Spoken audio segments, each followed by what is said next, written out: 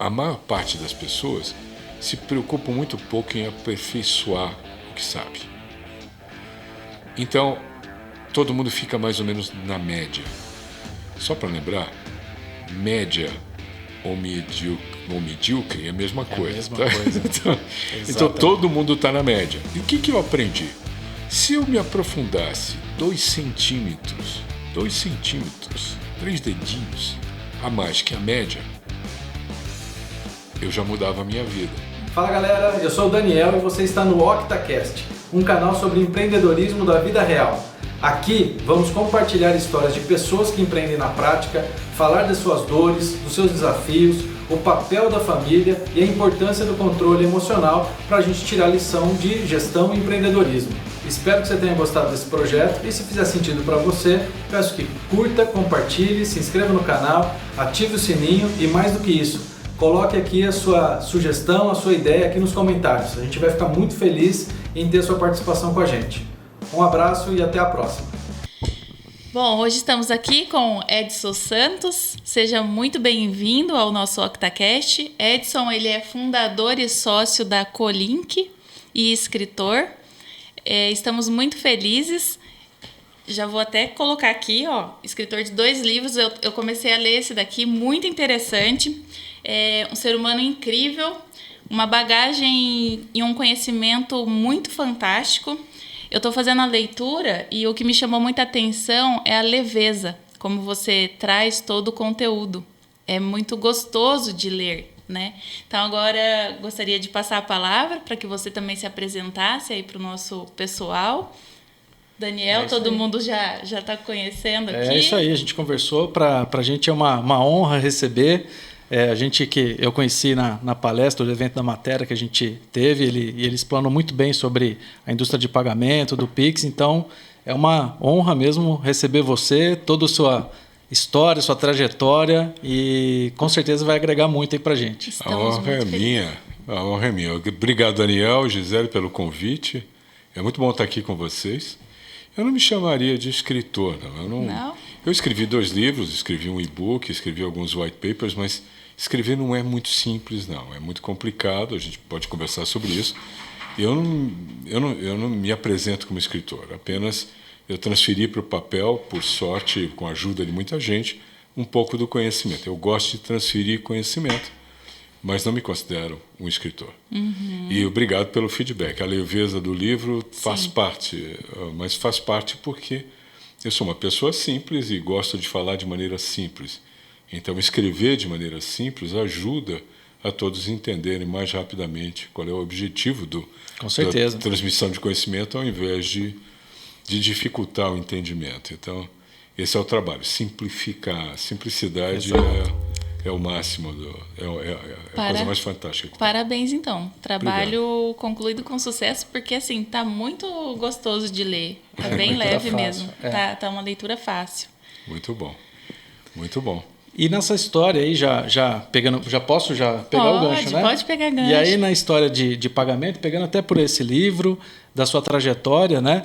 Uma coisa que chamou a atenção logo no prefácio ali, que a gente, vendo um pouquinho, né, da história, você ficou à frente aí da primeira abertura de capital, né, pela Redcard, certo? Exato.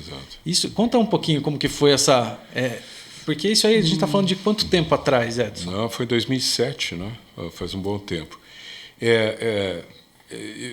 Se você me permite, eu volto um pouquinho Vamos antes. lá. Eu entrei em meios de pagamento em 2000, como CFO da Redcard. Eu fui convidado por um amigo e assumi a posição de CFO. Numa época muito interessante, a gente vinha fazendo uma mudança incrível, que foi o Plano Real produziu uma estabilidade econômica fantástica, uma queda da inflação, e com isso a indústria de meios de pagamento com cartões começou a crescer de uma forma exuberante. Naquela época existiam apenas 2 empresas, era o que a gente chamava de duopólio, né? Uhum. A Redcard até 2001 era exclusiva Mastercard, e a VisaNet, hoje Cielo, foi exclusiva Visa até 2010, julho de 2010. Então, como existiam 2 empresas, obviamente que a Reddicar representava o mercado. Então, trabalhar numa empresa que representa o mercado te ensina muita coisa. Mas eu não sabia nada. Quer dizer, eu vinha de uma indústria e, de repente, me deparo com um serviço financeiro. Eu não tinha a menor ideia de como é que se capturava, processava e liquidava uma transação de pagamento. Então, eu tive que aprender do zero e foi muito gostoso. Então, eu aprendi muita coisa e aprendi um pouco assim. Logo que eu entrei, duas coisas aconteceram no Brasil. A implantação do SPB, do Sistema de Pagamento Brasileiro, pelo Banco Central, e também o início da emissão do cupom fiscal, que você sabe o que eu estou falando. Sim. Bom, foram duas frentes, digamos, que veio do setor público com o objetivo de regular o nosso negócio. Então, a primeira má notícia é que todos os secretários de Fazenda dos estados, quase do Brasil inteiro, entendiam que todo o equipamento que ficava no balcão do lojista tinha que ter uma impressora fiscal. E o nosso terminal POS, ele tem uma impressora que não é fiscal. Sim. E não podia ser fiscal. E aí começa uma briga. Essa briga foi interessante. A gente não vai entrar no detalhe, Sim. mas foi uma briga no bom sentido. Acho que a última batalha foi a Batalha de Florianópolis, que a gente ganhou. A gente mostrou que não havia benefício nenhum em modificar o equipamento e a gente passou a entregar um relatório para as secretarias e elas, assim, faziam a gestão do recolhimento de ICMS dos estabelecimentos comerciais. Mas veja, quando surgiu esse negócio, tanto do Banco Central quanto da Secretaria de Fazenda, eu era o vice-presidente mais recém-chegado na companhia. Então é meio que normal, né? Os abacaxis se empurram para os mais novos. Não em idade, mas os mais novos de cara. E eu aproveitei isso. Esse foi um limãozinho que eu fiz uma bela de uma limonada. Eu cheguei a dar palestra no Congresso sobre meios de pagamento. E aí você aprende muito quando você tem que ensinar. Exato. Então, quando eu tinha que explicar para o secretário de Fazenda como é que funcionava o sistema, ou quando eu tinha que falar com o Banco Central, ou com qualquer órgão público, eu fui aprendendo. E fui aprendendo, eu aprendi lá fora, fui conhecer como é que se dava a questão regulatória nos Estados Unidos, na zona do euro, na Austrália. E visitei alguns aquários em 2006, por exemplo, na Europa. Eu aprendi muito sobre isso e eu comecei a falar muito sobre esse setor. E descobri uma coisa interessante, para chegar lá no IPO, tá? Uma coisa interessante, uma teoria microeconômica que explica o nosso negócio. O nosso negócio se chama, a microteoria econômica em inglês se chama two-side market, ou mercado de dois lados, ou mercado multimercado, multilados de mercado. O que é isso? Ora, nós somos uma plataforma que ajuda o pagador e o vendedor a fazer negócio. Então, alguém quer receber, o outro quer pagar, e a gente entra aqui no meio, facilitando isso. Então, quem paga, eu, você, nós aqui, somos subsidiados. A gente não paga por pagar. A gente não paga pelo ato de pagar. Quem paga é o recebedor.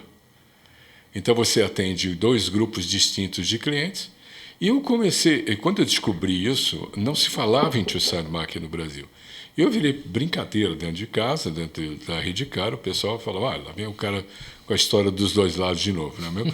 Meu chefe ficava bravo quando eu dizia que tinha dois grupos de clientes. Eu falava, não pode, tem que ser um grupo só. Hoje, todo mundo sabe o que é two-side market. Já bati no microfone 2 vezes aqui, desculpa. Tranquilo. Todo mundo sabe o que é um two-side market, é italiano falando, não sabe como é que é. Então, e a gente introduziu esse tema, era muito divertido, porque você aprende quando ensina. Então, eu aproveitei esse momento. E o que aconteceu? Na época do IPO, no finalzinho de 2006, eu já estava pronto para escrever o meu primeiro livro, que é Do Escambo à Inclusão Financeira, a Evolução dos Meios de Pagamento. Eu imaginei escrevê-lo no começo de 2007. E, para isso, um amigo nosso filmou uma palestra minha, em que era a linha mestra do livro. Então, ele filmou, transcreveu, corrigiu, e ia ser a linha mestra do livro. E que eu pretendia escrever em 2007. Quando começou o ano, a diretoria, o conselho nos chamou e disse, vamos fazer a abertura de capital da companhia. Aí esquece. Eu estava no lugar certo, na hora certa, no momento certo, e era a pessoa Só para você ter uma ideia, eu acredito que era o único que falava fluentemente inglês na diretoria. Eu era o CFO, portanto, tinha que estar à frente da preparação da companhia para o IPO. E eu sabia falar sobre a indústria de frente para trás, trás para frente. Eu já tinha dado palestras para muita gente. Estava super confortável. Eu estava preparado para isso. O Roadshow foi uma... Eu tenho um e-book. Aliás, o primeiro livro talvez tenha sido o e-book. Durante o Roadshow, foram 3 semanas e meia, a gente visitou Brasil, Estados Unidos, Europa, Ásia e Oriente Médio. A gente deu a volta ao mundo e fizemos...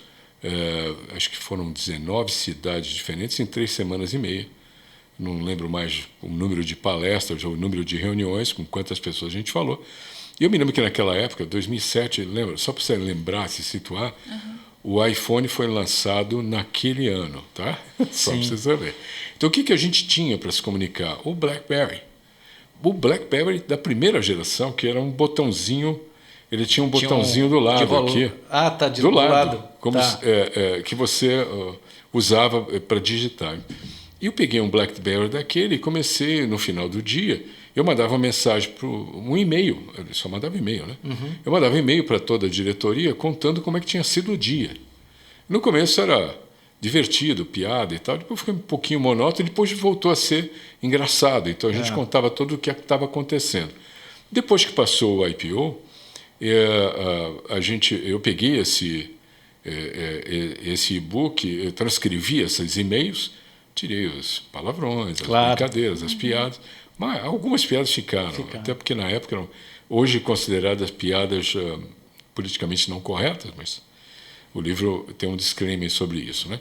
Então, e fizemos o e-book. E em 2017, 18, depois de 10 anos, eu tornei público. Então, você encontra ele nas redes sociais, você encontra o e-book sobre o Roadshow, o Roadshow do IPO da Reddicar.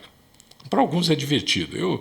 De vez em quando eu releio, me divirto, porque me lembro de todas as histórias, todos os fatos. Mas foi um sucesso.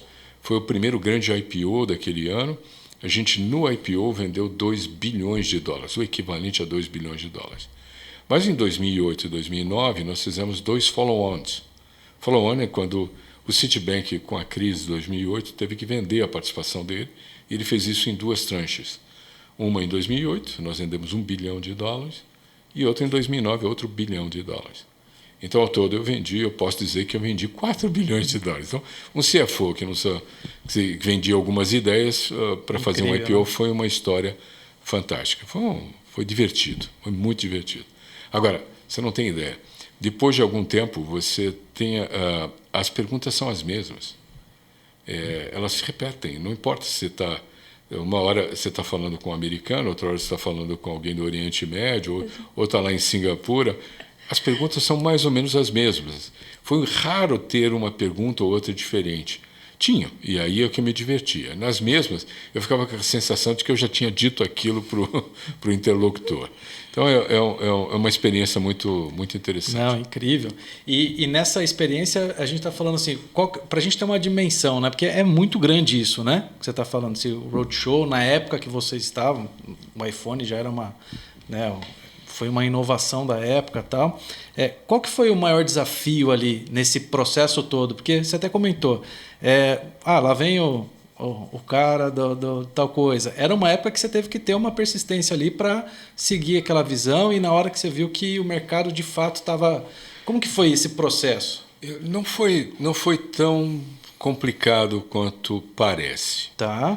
Primeiro, talvez a maior dificuldade é que nós publicávamos balanço na expectativa de que ninguém lesse. Porque era um resultado fantástico, um crescimento fantástico, e a gente não queria que o Carrefour, o Pão de Açúcar, soubesse disso. Então, você publicava o balanço no Diário Oficial e depois no Diário do Grande ABC, de preferência perto da Páscoa ou então no Carnaval, para passar batido.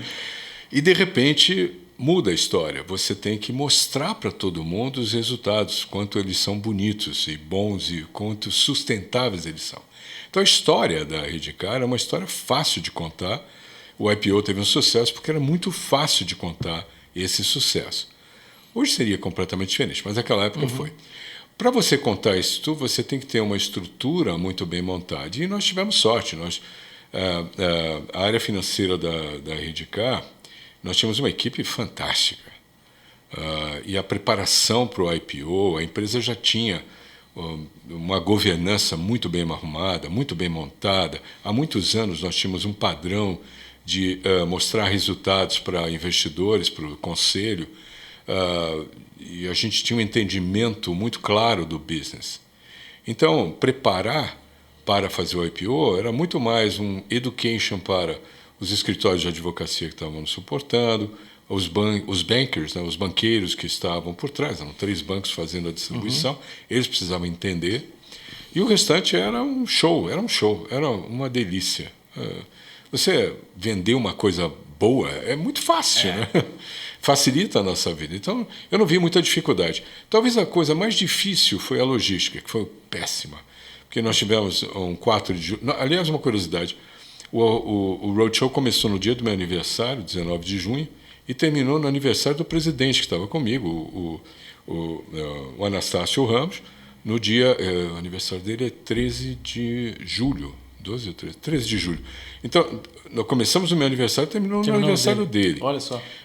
E no meio disso tinha o 4 de julho. Então, a gente foi para os Estados Unidos, e aí veio o 4 de julho, a gente saiu de lá, foi para a Europa, a Ásia, primeiro para a Ásia, depois para a Europa, depois para o Oriente Médio, olha a logística, para depois voltar para os Estados Unidos de novo. Então, horror. A logística foi porre. Assim, sabe o que é você comer, dormir e fazer as suas necessidades quando você pode, não quando você precisa, ou quer. É quando você pode. Eu nunca me esqueço a loucura que era isso, né? Então, a noite mais longa que eu me lembro foi um voo de Dubai para Boston, em que o avião levantou o voo, a hora que ele liberou, eu fui ao toalete e pedi um earplug, né? E a aeromoça falou assim, mas são 14 horas de viagem. Eu falei, thanks God, né? Obrigado, Deus, eu vou dormir 14 horas. Foi a noite mais longa que eu tive dormindo no avião. Terrível, mas acho que a logística foi a pior coisa. Foi um porre. Caramba. O restante não. Foi divertido. Foi divertido. Faria de novo. Hoje, depois da pandemia, isso tudo mudou muito, né? Hoje você faz o roadshow sem sair de casa. Você faz isso por videoconferência, é muito mais barato, custa menos, mata menos as pessoas, né? Incomoda menos. Mas era assim, você fazia uma viagem, fazia 3, 4, 10 reuniões num dia, pegava o avião, ia para outro lugar, fazia outras 10 ali e vai embora, né? Então, muito difícil. Interessante. E como ficou, na verdade, uma curiosidade, né? A questão com a família nesse período? Eu perdi a formatura de um filho, alguns aniversários. É o custo, né? Não foi fácil. Aliás, não foi só no IPO, que foram 3 semanas e meia, mas de 2007 a 2009 eu viajei muito. Eu dei algumas voltas ao mundo. Teve uma viagem que eu programei. Essa eu fiz do meu jeito. Então, eu voei ao redor do globo acompanhando o sol, não contra a hora, a favor da hora. Então é muito mais confortável, né? Mas quando você viaja contra é muito difícil, é muito complicado. Porque o corpo tem que estar em adaptação o tempo todo. O tempo inteiro é adaptação. E aí a gente falou do IPO e aí passamos aí um pouquinho para você como CFO da Redcar e tal, mas e o Edson antes de chegar na Redcar? Porque ali você ficou quanto tempo? Lá? 9 anos. Né? 9 anos. 9 e aí já como CFO, né? Como CFO o tempo inteiro. E o Edson antes? A preparação para chegar lá? Antes uma história. Bom, eu tenho 66 anos. Comecei a trabalhar com 16. Então eu trabalho há 50 anos. O meu primeiro emprego, eu trabalhei numa empresa muito engraçada, que só os mais velhos é que vão se lembrar. Telefunken. Telefunken fabricava televisores, equipamentos de áudio da época, da década de 70. na área de RH, mas eu logo percebi que não era a minha área. Na área de RH? Na segunda empresa, eu cuidava da folha de pagamento da Telemecânica e eu precisava fazer uma mudança de área. Eu paguei um preço alto para mudar de área, eu sabia que eu queria ir para finanças, e a solução foi sair da empresa, fazer um estágio. Por sorte, eu tive a felicidade de ter feito um estágio na Petrobras, na refinaria de Capoava, e de lá eu consegui ir para uma empresa nacional. Foi uma decepção, mas logo eu entrei na Philip Morris. Philip Morris foi a minha escola. Então, na minha escola, a Philip Morris, eu fui para a Philip Morris em 79, numa época que fumar não era tão feio assim. Exato. Já matava, tá? Mas já matava. A gente não achava que matava. Né? Tinha um status também, não tinha? Tinha, né? Outro mundo. Era outro mundo. Fórmula 1, a gente patrocinava a Fórmula 1, tá aí, Marlboro. Então, era outro mundo, era outra vida. Mas para mim... Eu lembro das propagandas do Hollywood, né? Que era sempre um esporte radical ali e tal. Cada um tinha uma... O Hollywood era do concorrente. Isso, tá? mas... mas assim, era uma guerra na publicidade para que o Hollywood defendia lá o esporte radical, o Marlboro sempre tinha lá o cowboy e tal, né? Mas era todo um glamour em cima disso, né? Era outro mundo, mas esquecendo essa parte, eu não voltaria a trabalhar numa fábrica de cigarro hoje, mas esquecendo essa parte, foi uma escola fantástica. Eu passei 11 anos na Philip Morris e tive 10 cargos diferentes, inclusive passei por Nova York. Mas embora tenha sido uma escola, foi um lugar que mudou completamente, uma grande mudança para a minha vida. Primeiro porque eu já entrei lá um pouco... Naquela época, eu fiz uma escola muito simples. Eu estudei em escola pública, fiz uma faculdade, uma escola pequena. E quando eu entrei na Philip Morris, eu não tinha capacidade argumentativa, meu vocabulário era restrito. Eu tinha que encontrar alguma maneira de ser diferente. E eu encontrei na matemática e na lógica o meu caminho. Não foi simples. Foi complicado. Até para entender o que era lógica, eu estudava sobre lógica e fui jogar xadrez só para desenvolver minha capacidade analítica e de lidar com os números. Até hoje a gente brinca que os números são o único lugar que se você espremer, se você torturar, eles entregam. Né? Então, para um contador como você sabe o que eu estou falando. Exato. Então, eu usava os números, a lógica por trás deles e a matemática para simplificar processos, automatizar de alguma maneira o processo. Tinha um processo que era muito interessante, que eu criei uma fórmula para simplificar um trabalho. Uma coisa de louco. O meu colega levava uma semana para fazer o trabalho. Era manual, com calculadora de fita, sabe aquelas calculadoras? Você lembra? Lembro. Ele calculava isso e fazia. Era uma fórmula que tinha um looping. Então, para saber o resultado, você obtinha o resultado, depois aplicava a fórmula de novo. Fórmula não, você tinha que fazer várias vezes para chegar no resultado. Tinha um looping aqui. E levava uma semana para fazer, na mão, na unha, escrevendo à mão. Eu criei uma fórmula, depois de ter estudado, ter batido a cabeça, de ter insistido. Talvez aí foi a primeira grande vitória da resiliência no meu caso. Eu não aceitava a ideia de que não existia possibilidade de resolver aquilo de forma matemática. E eu resolvi de forma matemática. Ninguém entendia a minha fórmula. Eu explicava para o meu chefe, ele torcia o nariz, e eu explicava, as pessoas não entendiam. Aí eu comecei a usar. E um dia, alguém falou para o diretor financeiro, que era o Hans Greter, que um cara tinha criado uma fórmula. Ele falou: o que é isso? Me chamou. Eu tive que defender a tese. Eu já estava preparado, expliquei de maneira lógica, simples. Ele adorou. Então, aí mudou a minha vida.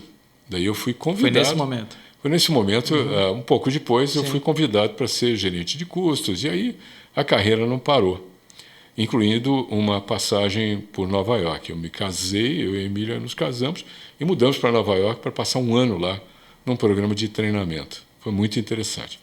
Aí, de volta ao Brasil, aconteceu uma coisa muito engraçada. Um headhunter me chama para conversar e me explica de uma empresa que precisava de um head de finanças. E ele falou, não vou lembrar dos detalhes, mas ele falou o número de funcionários, o faturamento, E eu olhava para ele e falava, como assim? Só isso? Só isso de faturamento? O faturamento era equivalente a 52 vezes menos do que faturava a Philip Morris. Eu sei porque eu fazia a projeção de caixa, e o que a gente faturava em uma semana, essa empresa faturava em um ano. 52 semanas, bom. Eu falava, mas eu não tenho a menor ideia qual é o tamanho dessa empresa, que o espaço ela ocupa, eu não tenho noção. E era uma empresa multinacional americana. Ele falou, mais um motivo para você ir para lá. E aí nós montamos um projeto. Foi a primeira vez que talvez eu tenha montado um plano de carreira. Eu iria para essa empresa e de lá iria para, depois de algum tempo, eu iria para uma outra empresa com a mesma função, mas sempre aumentando o tamanho da empresa. E deu exatamente assim. Eu fui para essa empresa que chamava-se Dura Metal, que fabricava selos mecânicos, faturava 10 milhões por ano de dólares. De lá eu fui para uma empresa fabricar contêineres marítimos em Santos e reparar contêineres, que faturava 20 milhões de dólares por ano. De lá eu fui para a DHL, logística. Serviço, que faturava 40 milhões de dólares por ano. Foi dando certo. E, de repente, eu vim, por isso eu moro em Jundiaí, eu vim para a Crown Embalagens, que tinha acabado de montar uma fábrica e que, ao todo, está entre a fábrica nova e a fábrica de lata de aço, lata de alumínio e lata de aço, faturava cerca de 80 milhões de dólares. E, de repente, me tornei vice-presidente de outras duas empresas do grupo, financeiro, né, de outras duas empresas do grupo, dava um total de uns 120 milhões de dólares. Quando eu fui chamado para ir para a Redcar, convidado para ir para a Redcar, aí a vida muda. Muda completamente. Eu me lembro que eu fui para essa empresa, eu me lembro que o Luiz Fernando Fleury me convida para bater um papo numa sexta-feira, me lembro até hoje, que eu fui para lá para olhar no olho dele e falar, cara, obrigado pelo convite, mas não, estou feliz onde eu estou. E aí, de repente, ele me conta que eu iria ser responsável por um produto que era antecipação de recebíveis. Hoje todo mundo sabe o que é isso. Naquela época, em 2000, quase ninguém sabia. Eu falei, espera um pouquinho, e você é responsável? O que quer dizer isso? Não, você cuida do produto, distribuição, marketing, tudo é teu. Eu falei, estou dentro. Depois é que eu descobri que meu salário teria quadruplicado. Mas eu não fui pelo salário, eu fui por isso. Aí que tá. Porque a ideia era... Isso é o mais ninguém legal. Ninguém pega um CFO e transforma ele num CEO. Eu queria mudar de carreira, eu queria avançar na carreira, mas eu precisava ter um pé no business, ou em marketing, ou em vendas. E era muito difícil ter isso. Então, esse produto era a minha solução. E eu usei esse produto para aprender o mais rápido possível. E esse é um pouquinho da minha história. Então, veja, voltando um pouquinho à sua pergunta original lá atrás, quando eu fui para a Philip Morris e eu me sentia na obrigação de aprender a lidar com a lógica, eu fui desenvolvendo a minha metodologia de como passar a informação. Então, no começo, você tende a ser o mais detalhista possível. Exato. Em outro momento, você aprende a ser o mais conciso possível. E, no final, você vai descobrindo que depende do interlocutor. Em momentos que você tem que mostrar a visão como um todo e outros momentos que você tem que reduzir essa visão e ir focado. Agora, eu sei que você gosta desse assunto, então eu vou te contar. Minha vida profissional mudou bastante em 97. Em 97, quando eu saio da DHL, eu fico desempregado. Eu tinha acabado de comprar uma casa em São Paulo, portanto, todo o dinheiro que eu tinha foi para casa. 4 filhos pequenos, meu filho mais velho, o Rafael, devia ter 6, 7 anos, ou 6 anos. Os 4 na escola privada. E era no meio da crise da Ásia. Finalzinho de 97, crise da Ásia. Os headhunters diziam para mim assim, olha, a colocação de um CFO, de um C-level, vai levar de 1 ano a 1 ano e meio. Eu olhava e falava assim, de jeito nenhum. Você olhava para o caixa, você fala, putz, não, de jeito nenhum, não pode. Não vai dar. Não pode. E aí o meu chefe, o meu chefe, o cara que me demitiu, que foi obrigado a me demitir, me chamou e falou, o que você vai fazer? Eu falei, acho que eu vou empreender. Nem se falava empreender. Né? Nós falávamos em empreendimento. Acho que eu vou fazer isso. Não, cara, cuidado com isso. Ele me prestou um livro chamado Qual é a Cor do Seu Paraquedas? Um livro que não tinha sido editado ainda no Brasil, só foi editado, eu acho que em 98 ele foi editado. O livro que ele me emprestou era um livro em inglês de edição de 83. E me deu a dica de como fazer network. Veja, eu era um cara de finanças, voltado para dentro. Como é que um cara de finanças faz network? Pois é. E ele me deu essa dica de como fazer network. E eu juntei o coração do livro, que na minha opinião é te ensina como escrever suas histórias de sucesso e te ajuda a entender as suas habilidades, quais são as suas habilidades. Quando eu fiz esse trabalho, eu descobri as minhas habilidades e, conversando com as minhas habilidades, eu escrevi pela primeira vez na vida, e até hoje é o mesmo, minha missão pessoal. Que legal. Eu tinha 42 anos. Quando eu escrevi minha missão pessoal e eu li as minhas histórias, eu me lembro que quando eu escrevi a última história, que eram 5 ou 6, eu olhei para as minhas histórias, falei um palavrão e disse assim: você não é um merda. Olha o que você já fez.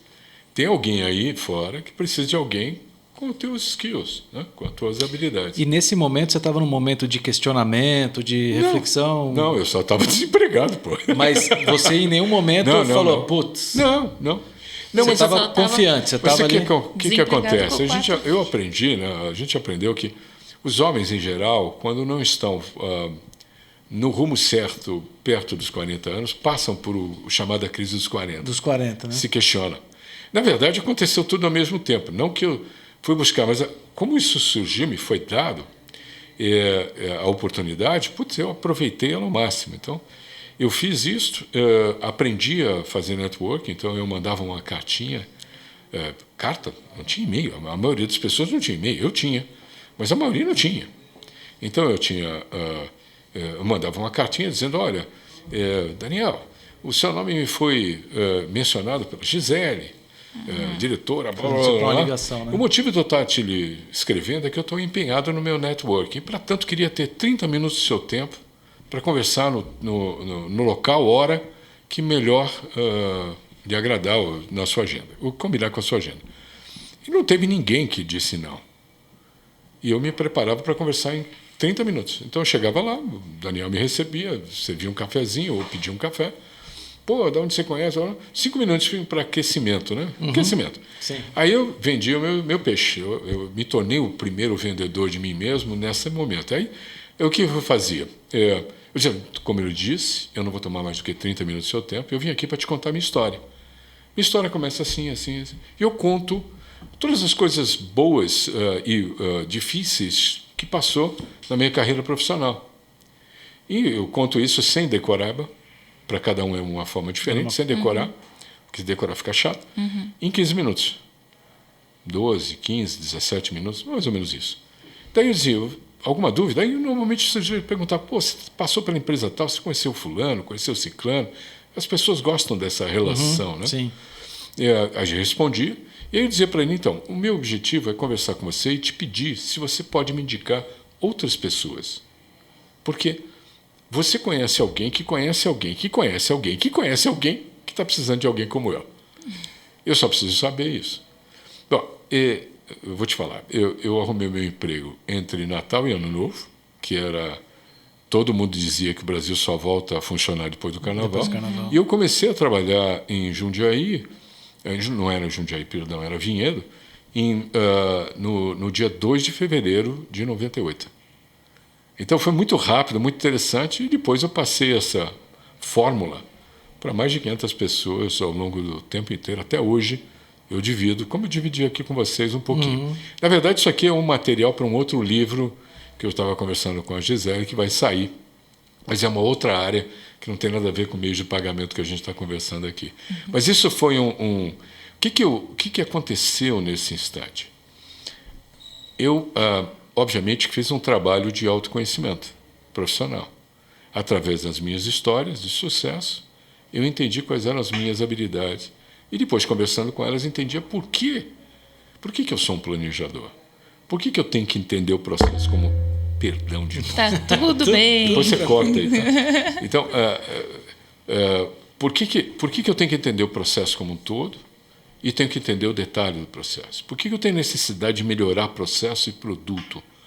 E por que eu tenho necessidade de transmitir conhecimento para um indivíduo ou para um grupo de pessoas formar pessoas e formar a mim mesmo. Isso foi juntando e foi criando. A partir dali, eu não precisava mais de um elogio para me sentir feliz. Massa. Fácil. Eu tenho um plano, tenho um projeto, tenho um objetivo a ser alcançado. Quando eu alcançava, eu me cumprimentava, me festejava e pronto.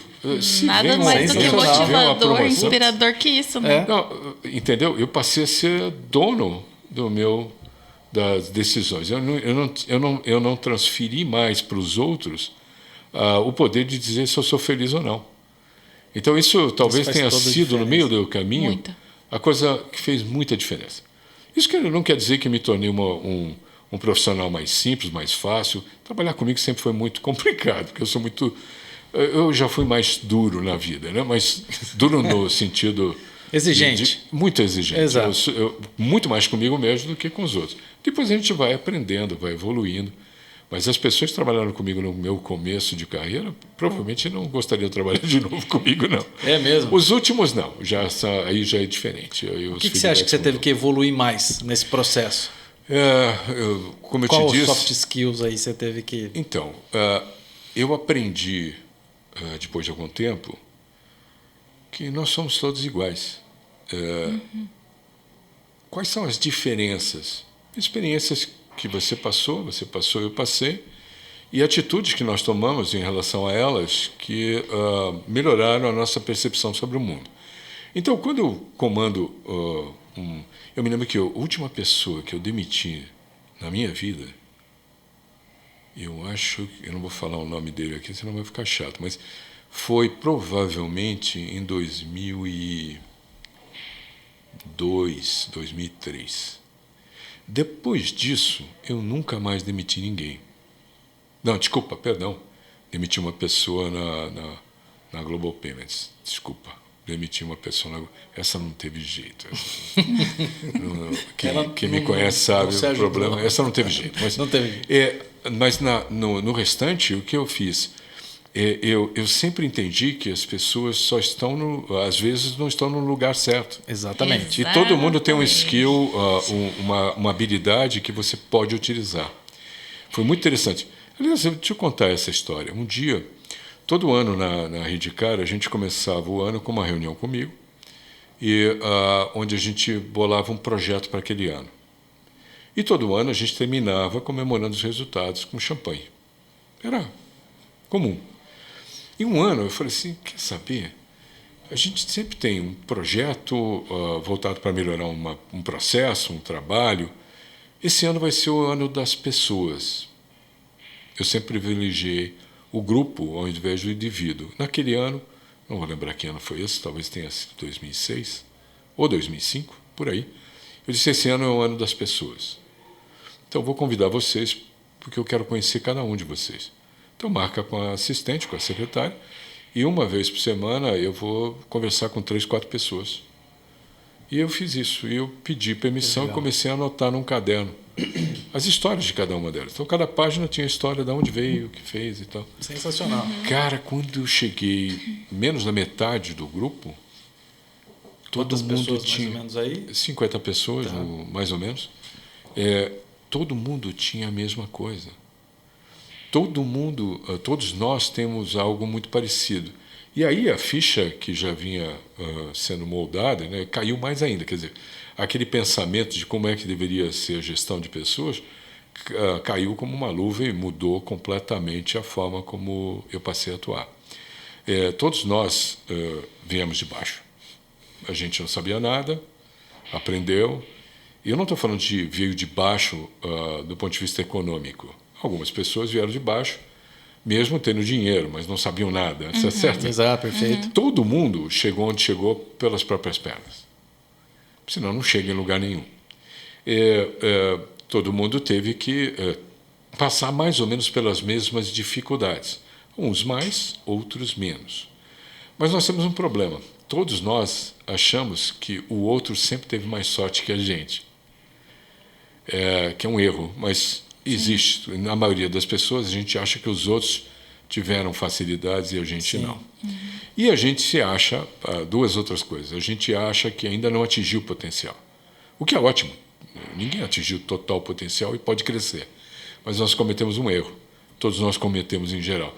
A gente acha que está acima da média. Então, se todo mundo está acima da média, a média é outra, né? É uma questão de número, tá certo? Exato. Lógico. Então, eu aprendi isso e passei a utilizar isso de uma forma muito melhor, tanto para a minha vida como a vida de quem trabalhava comigo, né? Eu acho que isso foi uma grande mudança. Sensacional. Muito bom mesmo. E isso aí eu imagino que deve ter tido um impacto também muito interessante para aquelas pessoas que iam conversar com você, ser escutadas. Você sentiu isso também? Alguma modificação nesse sentido na equipe? Sim, porque... mais valorizados, talvez? De alguma maneira, nós estamos falando de 2005, 2006, quando você ainda tinha diversas camadas, né, de níveis hierárquicos. Pois é. Então eu era o vice-presidente, tinha um controle ali embaixo, tinha um gerente, tinha um supervisor e a pessoa aqui embaixo. Então esses layers muito longos, às vezes as pessoas não sabiam quem você era. Ou tinham medo de falar contigo. Né? Uhum. Então, aí eu percebi que foi quebrando. Eu trabalhei em fábrica. E em fábrica a gente tinha o que a gente chama de rádio peão. Né? Uhum. Hoje o WhatsApp, né? A rádio peão também contava mentiras, contava as fofocas e tal. E eu aprendi na fábrica a entender como é que isso era feito e entender como algumas pessoas maliciosamente usavam a rádio peão, para gerar complicações ou gerar problemas. Do mesmo jeito que o WhatsApp faz hoje em política, em economia, o diabo quatro. Então, o que eu fazia? Eu sempre dava notícia antes. Então, quando tinha uma notícia interessante, que eu sabia que ia chegar filtrada, modificada, alterada lá embaixo, na Rádio Peão, eu chamava todo o meu grupo e falava assim, hoje tem notícia para dar. Aí todo mundo vinha e eu contava. Então, quando vinha a fofoca de maneira adulterada, eu falava, não é isso não, já sabemos, aconteceu isso, aconteceu aquilo, ou vai acontecer isso, ou vai acontecer aquilo. Então, a transparência e a comunicação sempre foi muito... Mas nós estamos falando da minha experiência para melhorar a minha capacidade de gestão, mas eu nunca fui um líder carismático, onde 100%... Eu tenho alguns líderes comigo que sempre foram muito carismáticos e sempre tiveram uma liderança muito simples, muito nata. A minha liderança era muito mais, se eu posso chamar de liderança, muito mais em termos de objetivo, de planejamento, e não tem jeito. Se você vai trabalhar comigo, você vai me ensinar alguma coisa e vai aprender alguma coisa. Uhum. É uma troca, né? Então, essa troca sempre ficou muito evidente, principalmente nos últimos anos. Na Global Payments foi assim. A gente começou a empresa do zero. Eu fui o primeiro funcionário e durante 10 meses o meu celular, o meu computador, minha mochila, o Café Otávio era o meu escritório. Otávio Café, né? Era o meu escritório naquela época.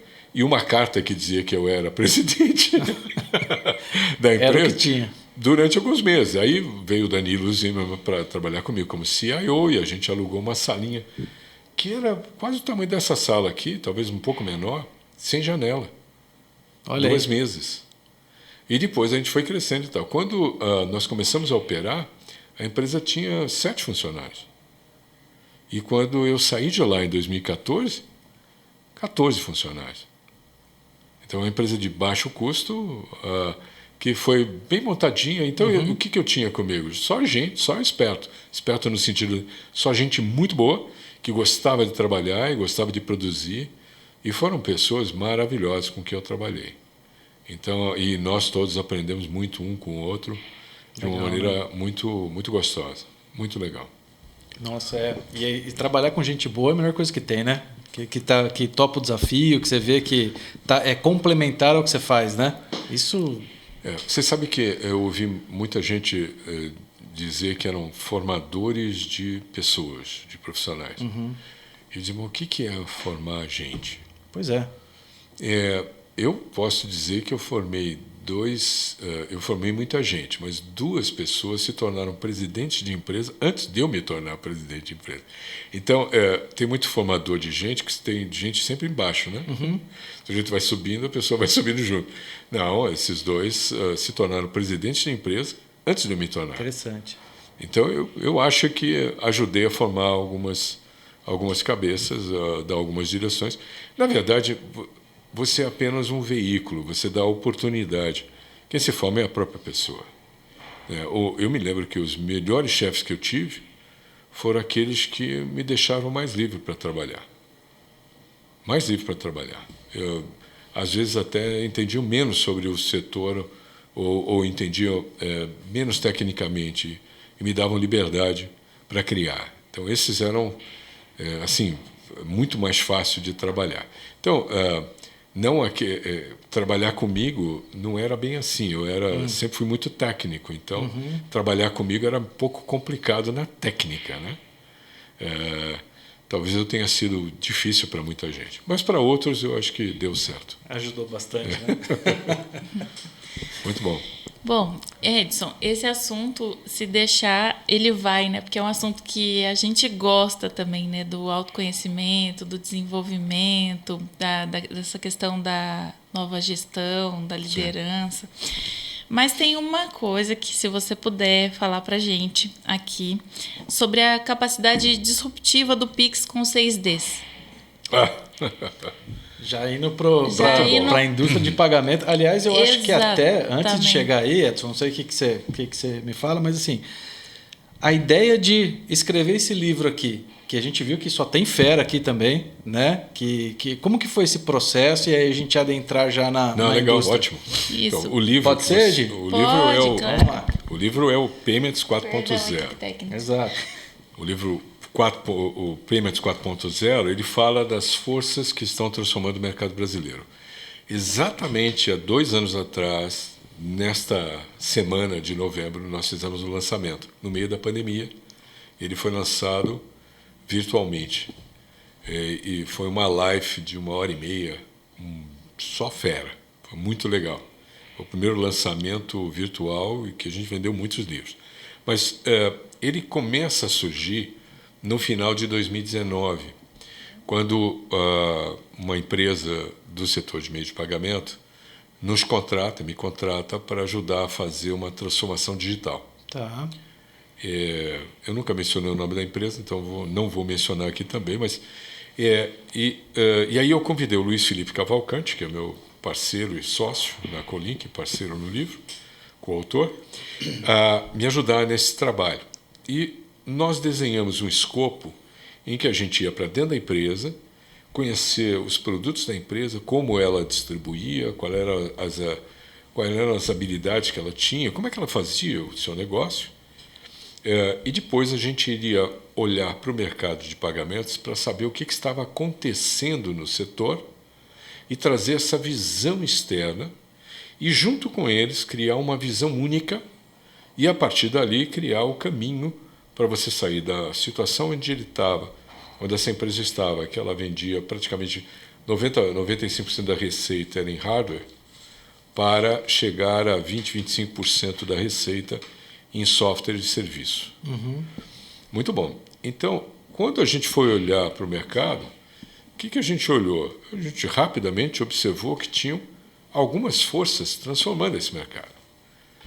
Os reguladores, principalmente o Banco Central, a concorrência entre as credenciadoras da época, havia uma divisão clara entre os concorrentes, entre Cielo e Rede, que dominavam o mercado, líderes de mercado, e PagSeguro e Stone, fazendo coisas de forma diferente, então a gente fala disso. Os novos entrantes, ninguém sabia que mercado pago já tinha volume para ter 7% de market share e ser o 5º maior acquire credenciadora do Brasil. Pouca gente sabia disso e outras que vinham. A revolução do varejo, e aí tem a participação inclusive do Eduardo Terra, que nos ajudou a entender um pouco desse varejo, que o varejo invadiu o setor financeiro, começou a vender serviços financeiros. Olha o caso da Magalu, a gente fala da Magalu aqui, fala de outros players. O varejo também fez isso, né? Isso, exatamente. Americanas e tudo mais. Todos eles. As novas tecnologias, e nós estávamos falando no comecinho da pandemia, então começou a ficar evidente algumas tecnologias por aproximação, link de pagamento, coisas assim. E, por último, a sexta força, que eram as novas gerações de consumidores. Então, a gente estudou diversas pesquisas que falavam sobre os millennials e a geração Z, os Zs. Só para você ter uma ideia, milênio e Z são 50% da população no mundo e no Brasil. E em 2030, portanto, daqui a 9 anos, 8 anos, 8 anos e pouquinho, eles serão responsáveis por 70% do consumo. Caramba. Então, vender e pagar vai ser do jeito deles, não do nosso jeito, né? Então, nós juntamos essas 6 forças e começamos a preparar uma apresentação para a empresa. E quando eu estava preparando a apresentação, eu falei, Luiz, nós temos um livro na mão. Eu falei, está brincando? Eu falei, não, temos um livro. Topa? Topa. Vamos escrever. E nós começamos a escrever esse livro no aniversário do Luiz Felipe, em janeiro de 2020, e terminamos lá em agosto, setembro. Depois foi revisão e tal. E toda semana a gente se encontrava virtualmente, no começo fisicamente, mas depois virtualmente. E nós tivemos ajuda, claro, para escrever esse livro, mas para fazer as revisões, deve ter erros, e tem erros aí. Eu me lembro que alguém comentou que tinha erros de português. Paciência, isso faz parte. Mas o livro ficou muito gostoso. Agora, e aí tem uma coisa interessante que eu aprendi no meu primeiro livro, né? Quando você vai escrever um livro, para mim, eu disse no começo da nossa conversa que escrever não é muito simples para mim. Você me bota 1.000 pessoas, me bota num palco, bota 1.000 pessoas na audiência e me dê um assunto que eu domino, que eu sei, vai embora. Na boa. Na boa. Eu não tenho problema de falar em público, eu aprendi a falar em público, não tenho receio nenhum de transmitir. E outra, quando eu converso contigo, a maneira de você olhar, piscar o olho, prestar atenção, é um feedback.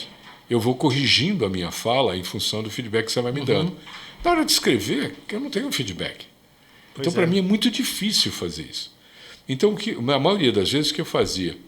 Eu olhava para o Luiz e falava e gravava, para depois transcrever. No primeiro livro, levou muito tempo, foi muito chato, eu tentei obter ajuda, foi complicado. Esse aqui foi um pouco mais simples, por quê? Porque nós primeiro identificamos as 6 forças. Tá bom, então nós temos as 6 forças. E aí nós combinamos, bom, a gente faz uma abertura e o primeiro capítulo é quase que um resuminho do primeiro livro que eu publiquei, que explica para quem nunca foi de meio de pagamento o que é meio de pagamento. Então lá tem, no primeiro capítulo tem uma explicação. No segundo eu explico que a gente vai falar disso, o quão complexo é a indústria de meios de pagamento e por que ela vai ser disruptida, ainda sem falar em Pix. E aí a gente fala da primeira força, segunda força. Quando chega na quinta força, a gente faz um apanhado de uma visão de 3 anos. E a gente explica a sexta força, que são as novas gerações, e faz um fechamento. Então nós projetamos o livro, sabendo onde a gente começava e onde a gente terminava. Depois dividimos em capítulos. E cada capítulo a gente sabia. Então, sabe, a obra é desse tamanho. Então você divide em 11 capítulos. Muito bem, agora eu vou trabalhar no primeiro capítulo, fazer a mesma coisa. Como é que começa, como é que termina. Então você vai notar que, você já notou, que muitos dos capítulos a gente começa com uma teoria e depois aplica a prática, para ajudar o leitor. De onde vem essa história, de onde vem isso? Então, você mencionou o Pix. A gente já, no lançamento do livro, o livro já, óbvio, já tinha sido escrito, foi na mesma semana do lançamento do Pix, exatamente há 2 anos atrás. E a gente mostrava que o Pix tinha todo o potencial para disruptir esse mercado. E, obviamente, que o nosso foco era o mercado de cartões de pagamento, cartão de crédito, cartão de débito. O Pix é mais do que isso. Então, o Pix combinado com o Open Finance e logo mais combinado com o Real Digital, ele é um novo trilho aonde se darão os pagamentos. E esse trilho combina conteúdo, texto, pagamento e, mais lindo de tudo, ele é programável. Você pode programar coisas dentro desse trilho. E ele é totalmente digital. Então, quando você olha, para explicar os 6Ds, veja, quando você olha o meio de pagamento com cartão, e a gente fala disso no capítulo 2, você tem a sensação de que usa um cartão de pagamento e faz um pagamento em 5 segundos. Não é essa a sensação? Sim. Não é isso, não. Na verdade, não é assim. Essa indústria ela é composta de mais de 25 tipos de empresa que trabalham antes ou depois, ou em conjunto, para produzir a experiência de que você pagou em 5 segundos. Mas em 5 segundos só se obteve um código de autorização. Só isso. Você aproxima o teu celular do terminal ou insere o teu cartão, digita uma senha. 5 segundos depois vem, em média, vem uma autorização, um código, que é igual a décadas. É aquele código. Muito bem. Quando a credenciadora, que é a dona da maquininha ou que habilita o lojista a receber com cartão, ele faz um corte perto da meia-noite. Quando a empresa é muito grande, ele corta mais de uma vez, mas perto da meia-noite ele corta e processa tudo em batch. Nós estamos falando de essa indústria no mundo inteiro. Caramba. É processamento batch, processo em lote. E aí você vai processando, faz a reconciliação, manda o arquivo para as bandeiras, Visa e Mastercard, Elo, recebe o arquivo das bandeiras, reconcilia, prepara a agenda de liquidação do débito no dia seguinte e a agenda de liquidação do crédito dali a 30 dias. Então, essa indústria ela é extremamente complexa. Não é simples. Se ela é complexa, ela é cara. Está cheio de intermediários. São mais de 25 tipos de empresas juntos. Caramba. Então, quando você olha para qualquer indústria complexa, você para assim, será que essa indústria não vai ser disruptida? Olha o que aconteceu com fotografia e vídeo. Olha o que a gente está fazendo aqui. Pois é. WhatsApp Pay, que também você mencionou no livro. A gente menciona das Big Techs e da capacidade de você utilizar formas de fazer isso. Então, veja, quando a gente olha para tecnologias novas, transferir dinheiro de uma pessoa para outra, a tecnologia já existia, já era possível. E o que o Pix é? Exatamente isso. Então, veja, primeiro, ele é totalmente digital. Aí vem o primeiro D, totalmente digital.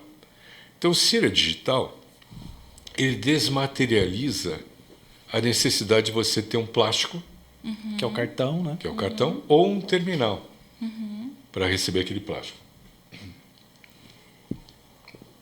Aí você já tem um custo, uma redução de custo. Então eu tenho o D da desmaterialização. Grande, né? Se eu desmaterializei, eu também desintermediei outras empresas. Terceiro D.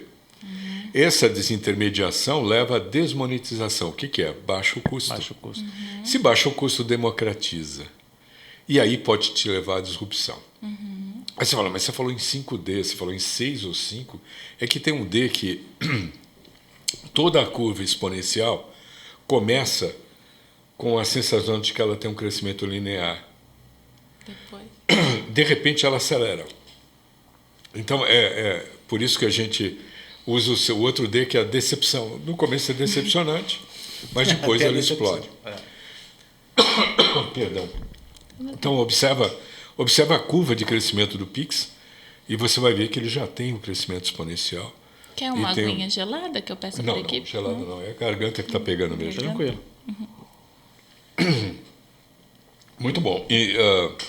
Então, o Pix tem essa capacidade, mas ele não necessariamente vai substituir o cartão de crédito da maneira como se imagina. Veja, ele foi criado para atender uma população que não tem acesso ao sistema financeiro e que usa o papel moeda como forma de receber e pagar.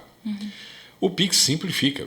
Imagina o que é a vida de alguém que recebe. Imagina você receber o seu salário em dinheiro, normalmente 2 vezes por mês, colocar isso na sua mochila e pegar um ônibus. Tá louco? É uma loucura. Como é que é isso? Como é que eu guardo dinheiro se eu não tenho conta?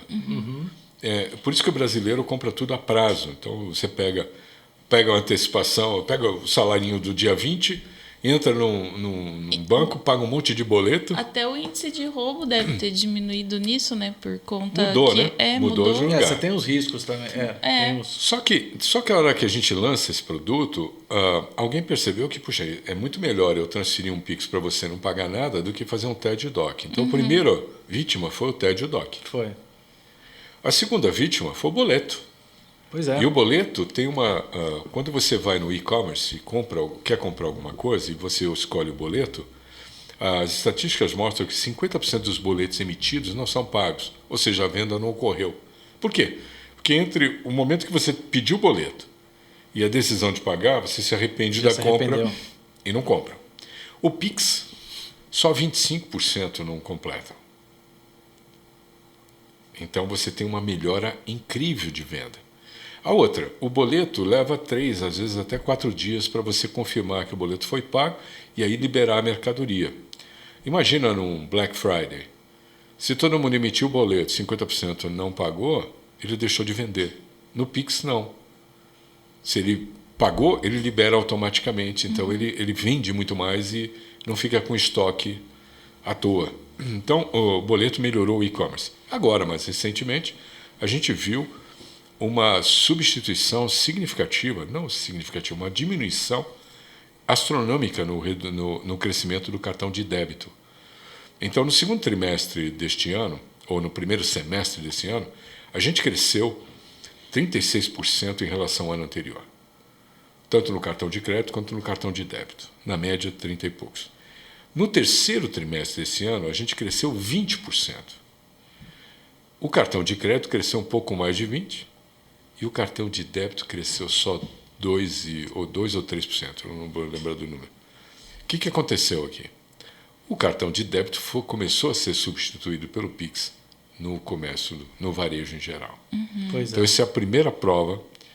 Provavelmente o Pix substitui o cartão de débito e vai substituir mais ainda a hora que a experiência de pagar com o Pix seja mais interessante. Hoje ainda chato. Né? Ainda é meio ruim ainda, muito né, chato. Edson? Mas eu sou um caso à parte aí, eu acho. Não, é porque eu acho prático, que tem ainda fácil. Mas veja bem. É uns 6, 7 passos ali, mais do que isso, né? Veja, se você compra, se você chega num varejo e vai fazer um Pix, você dá em média de 8 a 20 cliques, dependendo qual é o banco. Cliques. Eu não estou falando de um clique para cada número da chave. Por exemplo, eu abro o banco, aí eu tenho que me identificar no banco, esse é o segundo clique. Às vezes você tem que digitar uma senha, um terceiro clique. Aí você vai para o Pix, um outro clique. Vai contando. Aí você escolhe o que você quer fazer com o Pix. Vai pagar e você escolhe que tipo de chave. Exato. E aí você digita a chave. Vamos dizer que a digitação da chave é apenas um clique, tá? Daí você vai para o valor, digita o valor. Daí ele volta para te dar a conta e você confirma. E aí você ainda aprova. Então, o meu banco, eu dou eu dou quase 12 cliques para fazer um Tem que colocar na conta que você tem que ainda compartilhar e enviar o comprovante pro comerciante. Quando pedem, né? Porque normalmente não. Quando está integrado do outro lado, você não precisa. Mas essa integração ainda não é 100%. Tem muita coisa acontecendo. Então, agora tem um iniciador de transação de pagamento no e-commerce. Então, hoje, no e-commerce, você, com o iniciador de pagamento, você, em vez de ter 7 telas, você passa a ter 3. Então, você está na loja, escolheu o livro Payments 4.0, resolve pagar, e você diz qual é o teu banco, sei lá, acho que é uma coisa assim. O próprio iniciador abre a conta para você, então ele inicia a transação de pagamento. Sempre que você tenha que entrar no aplicativo do seu banco, você se reconhece lá ou se autentica lá, autoriza a transação e volta sem sair da loja. Então isso reduz bastante o tempo. Então no e-commerce já tem uma experiência muito boa e eu acho que é uma questão de tempo, a gente vai ter muito mais experiências interessantes do Pix no varejo físico. Mas isso ainda está sendo implantado, né, Edson? Tem algumas. Eu vi que o Banco do Brasil começou com isso, mas não é todos os bancos que ainda estão nesse estágio, né? Existem, se eu não me engano, 13 empresas já licenciadas. Eu sou advisor de uma delas, que ainda não obteve a licença, mas está prestes a obter. Das 13 já licenciadas, deve ter umas 8 já operando. O Mercado Pago é um deles. Sim. A própria Magalu tem uma experiência, mas é uma experiência que está começando agora. E isso está no contexto do Open Finance. Então, você tem o Open Bank e o Open Finance de um lado, o Pix do outro. O iniciador de transação de pagamento é o que une essas duas coisas. Por enquanto, o iniciador de transação de pagamento se lida com o Pix, conta a conta. Amanhã, você vai iniciar do mesmo jeito para pagar com cartão de crédito. Que, na verdade, é o WhatsApp Pay, é isso. Ele é o iniciador de pagamento. Uma coisa que a gente vê bastante, que é o mercado tá ansioso, né? Algumas pessoas eu já escutei falar sobre isso, é o Pix garantido, né? Que é para a gente tirar a experiência aí do cartão de crédito. Como que está esse processo na sua visão, Edson? Ainda está debaixo dos estudos do Banco Central.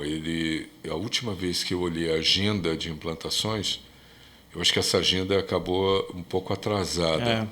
E esse projeto, que era um projeto para 2022, provavelmente ficou para certamente ficou para 2023. Então, aí pode parecer atrasado, mas o Pix é um sucesso. O Pix brasileiro, o pagamento instantâneo brasileiro, é um sucesso mundial. Total. Essa semana, o presidente do Banco Central disse que está abrindo os códigos para qualquer país que deseja utilizar, ele pode copiar à vontade sem problema nenhum. Isso tem uma vantagem enorme, porque se os países vizinhos utilizarem o mesmo formato de Pix, vai ser fácil você fazer a conversão de moeda, você poder usar o Pix aqui, pagar lá, já com conversão de moeda. Seria muito interessante. Então, nós vamos ter uma evolução muito, muito interessante nesse sentido. E a gente está falando, é um negócio muito distante isso, Edson, na sua visão? Não é. Não, né? Veja, se você pudesse medir as evoluções, ainda que das inovações, ainda que inovação evolutiva, inovação disruptiva, você vai perceber em qualquer área do conhecimento de que há uma aceleração. Então, se o Pix levou, 3 anos para ser feito, o novo Pix leva 1 ano para ser feito, entende? O Pix de outro país é muito mais rápido. E como eu te disse, é uma plataforma programável. Aliás, não sou eu que digo isso, é o próprio Banco Central que diz. Então, a gente só está olhando a pontinha do iceberg. Tem muitas outras coisas que vão surgir. Isso não quer dizer, de novo, que algumas dessas empresas que eu descrevi no meio de pagamentos com cartão vão ter dificuldades, sem dúvida nenhuma. Não faz sentido você pensar em carregar um plástico daqui a pouco. Pois é. Mas o Brasil é muito grande. São vários Brasis. Então, enquanto que, assim, só para fazer uma piadinha aqui, enquanto na área dos jardins ninguém carrega plástico, poxa, no Tocantins alguém vai carregar, vai precisar ter o plástico pela primeira vez. Desculpa, o pessoal do Tocantins, só se tem uma cidade que veio na minha cabeça. Mas em outros lugares... o desenvolvimento. Porque Jardins combina com Tocantins. Foi isso. Então, eu peguei um bairro e um estado. Mas existem outros lugares onde o meio de pagamento eletrônico vai chegar. Por exemplo, eu comentei contigo sobre o cartão de débito, né? Sim. O cartão de débito recuou em volume nas capitais e cresceu no interior. Olha que interessante. Interessante. Então, cresceu 3% no interior, acho que um pouco mais de 3%, recuou 2% na capital, e a média deu 2 e pouco, alguma coisa assim. Olha que interessante. Então, você tem lugar que está recuando, mas tem lugar que está crescendo, porque você ainda tem muito a fazer. Eu acredito que os meios eletrônicos de pagamento, como a gente chama, eles representam um pouco mais de que 50% do consumo privado das famílias brasileiras. O que quer dizer isso? Não investimento, mas aquilo que você consome, você paga, na média dos brasileiros, mais de 50% com um meio eletrônico de pagamento. E isso tende a acelerar. Então, imagina, se é 50%, digamos que seja 60%, vai? A Bex acredita que é 60%. 60% para 80%, você tem um crescimento enorme para ir. E é possível chegar lá. Sim. Então, você tem, ao mesmo tempo, uma substituição num canto, por uma plataforma nova, um trilho novo que é o Pix. Do outro lado, você tem ainda muito para explorar com os cartões de pagamento tradicionais que a gente conhece. Tá começando, né? Tá só começando. Só começando. Caramba. Ô Edson, eu tô com uma questão aqui. Sim. O papo tá muito bom. Eu não quero terminar esse OctaCast. Então, por não querer, eu gostaria já de fazer um convite para você voltar aqui de novo. Porque, assim, eu ainda tenho umas 10 perguntas para te fazer. Você chama gente que fala pelos cotovelos, dá nisso, dá mais trabalho, puxa vida. Edson, mas tá muito legal. Acredito, assim, que tenha muito mais conteúdo, além do que você já contribuiu aí de conhecimento que você deixou aí para nós, né? Para os jovens, aprendi bastante nesse OctaCast. História incrível. Então, assim, você aceitaria voltar aqui mais uma vez? Por que não? Vocês são simpáticos. Sim, com Porque certeza. assim, a gente pode fazer o episódio 1 e o episódio 2, né? Tipo, aqui tem episódio, dá para voltar umas 10 vezes aqui, né? Nossa, dá. Porque tem, além do mercado... Podemos combinar, sim. Além do mercado, tem a história de vida dele, que é super inspiradora, né? Uhum.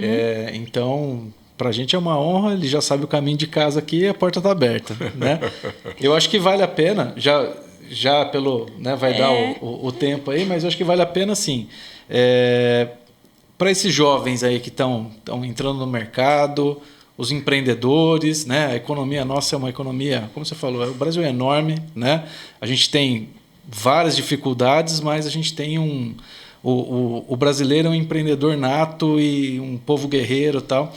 O que fica para essa geração? Se você pudesse dar um conselho, Edson, para essa molecada aí que está entrando, enfim, o que você falaria para eles? Quando eu era jovem, eu não sei se eu queria ouvir o conselho de alguém de 66 anos. Eu achava, quando eu tinha meus 19 anos, eu achava que o cara de 40 já estava ultrapassado. Imagina. Eu fico imaginando. Mas o mundo mudou muito. Eu não me sinto de jeito nenhum ultrapassado, mas pelo contrário, eu continuo estudando e melhorando. Então, eu vou tentar resumir qual é o recado mais interessante. De toda a minha experiência, e principalmente falando de Brasil, eu aprendi uma coisa interessantíssima. E quem me ensinou isso foi o diretor do INSEAD, é uma universidade na França. Ele disse o seguinte, que ele tinha conhecido diversos executivos e empresários brasileiros e tinha aprendido uma coisa sobre os brasileiros, que o brasileiro tem uma capacidade de adaptação fenomenal e uma capacidade de ajustar, se adaptar e aprender. Ele chamou isso de jeitinho brasileiro. E aí ele disse, essa habilidade que o brasileiro tem é difícil você encontrar em executivos de outros países. Entretanto, porque ele tem a capacidade de se adaptar, ele tem uma tendência a ser superficial. Então, o jeitinho te leva a encontrar soluções, mas, ao mesmo tempo, deixa você despreocupado em saber muito. E aí é que mora o perigo. Pois é. Então, é aqui que mora o perigo. Então, nós estamos falando de jovens que hoje têm acesso à informação muito rápido, têm possibilidade de obter recursos e dinheiro de uma maneira completamente diferente da minha geração. Nós tínhamos que ir trabalhar em empresas, né? Hoje não, você tem uma possibilidade enorme. Qual o recado que eu deixo? O que eu descobri no meio do caminho? Eu descobri que a maior parte das pessoas se preocupam muito pouco em aperfeiçoar o que sabe. Então, todo mundo fica mais ou menos na média. Só para lembrar, média ou medíocre é a mesma coisa. A mesma coisa. Então, todo mundo está na média. E o que eu aprendi?